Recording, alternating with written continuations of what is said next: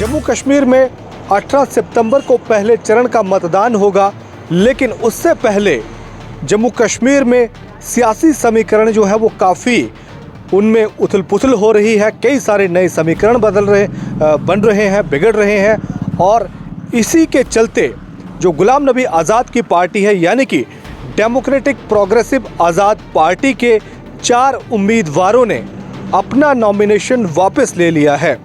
दरअसल गुलाम नबी आज़ाद ने कुछ दिन पहले ये घोषणा की थी कि उनकी सेहत ख़राब है, जिसकी वजह से वो इलेक्शन में कैंपेनिंग नहीं कर पाएंगे। इसलिए जो उम्मीदवार अपना नॉमिनेशन वापस लेना चाहते हैं वो अपना नॉमिनेशन वापस ले सकते हैं। क्या सिर्फ यही कहानी है? क्या सिर्फ यही वजह है कि जिसके वजह से गुलाम नबी आज़ाद की पार्टी के 4 उम्मीदवारों ने अपना नॉमिनेशन वापस ले लिया, या फिर इसके पीछे कोई और भी कहानी है? पूरी खबर आपको बताएंगे, खबर की तह तक जाएंगे। दरअसल गुलाम नबी आज़ाद की पार्टी डेमोक्रेटिक प्रोग्रेसिव आज़ाद पार्टी के 4 उम्मीदवारों ने अपना नॉमिनेशन वापस ले लिया है और ये चारों उम्मीदवार, यानी कि ये चारों ही सीटें चिनाब वैली से ताल्लुक़ रखती हैं। इन कैंडिडेट्स की अगर बात करें तो इनमें सबसे पहला नाम है मोहम्मद असलम गनी। मोहम्मद असलम गनी DPAP के कैंडिडेट थे भद्रवाह से, और भद्रवाह से ही गुलाम नबी आज़ाद 2006 में असेंबली का चुनाव जीते थे और उसके बाद जम्मू कश्मीर के मुख्यमंत्री बने थे। लेकिन अब गुलाम नबी आज़ाद की पार्टी के जो कैंडिडेट हैं भद्रवाह से, मोहम्मद असलम गनी, उन्होंने अपना नॉमिनेशन वापस ले लिया है। इसके बाद अगर बात करें जो दूसरे कैंडिडेट्स हैं इंद्रवाल से जो DPAP के कैंडिडेट थे फातिमा बेगम, इन्होंने भी अपना नॉमिनेशन जो है वो वापस ले लिया है। आपको बता दें कि फातिमा बेगम BDC की चेयरपर्सन भी थी और ये गुलाम नबी आज़ाद की पार्टी में शामिल हुई थी, लेकिन अब इन्होंने इंद्रवाल से अपना जो नॉमिनेशन है वो वापस ले लिया है। इसके अलावा रामबन से गिरदाली लाल और बनिहाल से आसिफ खंडे ने भी डेमोक्रेटिक प्रोग्रेसिव आज़ाद पार्टी के कैंडिडेट के तौर पर जो नॉमिनेशन भरा था उसे इन्होंने वापस ले लिया है। इनका कहना है कि गुलाम नबी आज़ाद की सेहत ठीक नहीं है, जिसकी वजह से वो इलेक्शन में कैंपेन नहीं कर पाएंगे और इसलिए ये अपना नॉमिनेशन जो है वो वापस ले रहे हैं। आपको बता दें कि 25 अगस्त को जम्मू कश्मीर के पूर्व मुख्यमंत्री गुलाम नबी आज़ाद ने ये बताया था कि उनकी जो तबीयत है, जो उनकी सेहत है वो ठीक नहीं है, उनको चेस्ट पेन है, और उसके बाद वो 26 तारीख को दिल्ली चले गए इलाज के लिए। और जब इन्होंने बताया था कि उनकी तबीयत ख़राब है, उस समय उन्होंने ये भी कहा कि वो कैंडिडेट चाहें तो वो अपना नॉमिनेशन वापस ले सकते हैं, क्योंकि वो प्रचार जो है वो नहीं कर पाएंगे।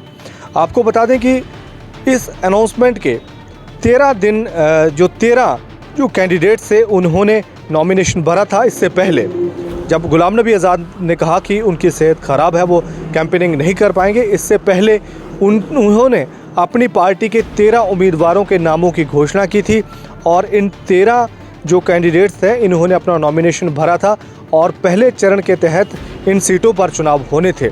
ये रही कहानी।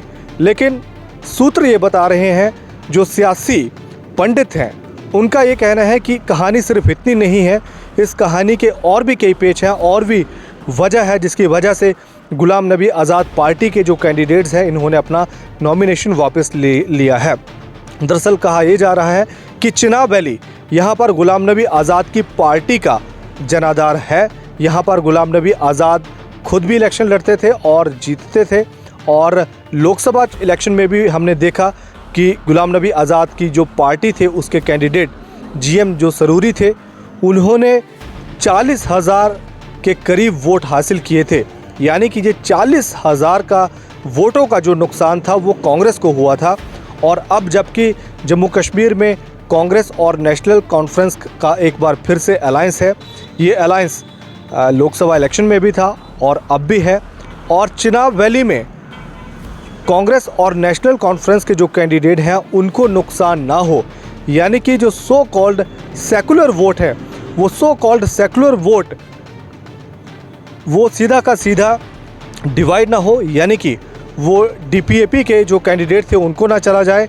ये पूरा का पूरा vote, so called secular vote अगर नेशनल कॉन्फ्रेंस और पीडीपी के कैंडिडेट को जाता है तो जाहिर सी बात है भारतीय जनता पार्टी के जो कैंडिडेट होंगे इन इलाकों में उनको अच्छा खासा जो नुकसान है वो हो सकता है।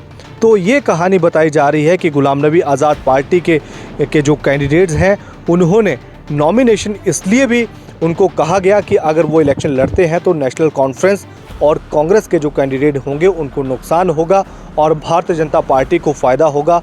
और भारतीय जनता पार्टी को रोकने के लिए इस इलाके में गुलाम नबी आज़ाद की पार्टी के कैंडिडेट्स का हटना ज़रूरी है।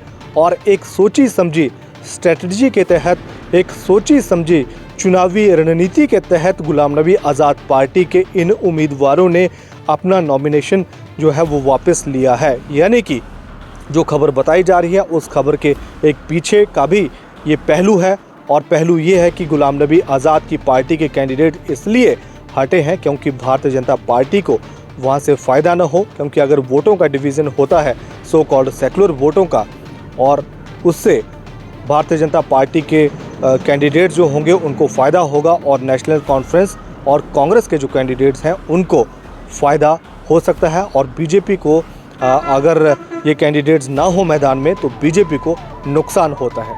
तो ये है खबर के पीछे की कहानी। फ़िलहाल इतना ही, धन्यवाद।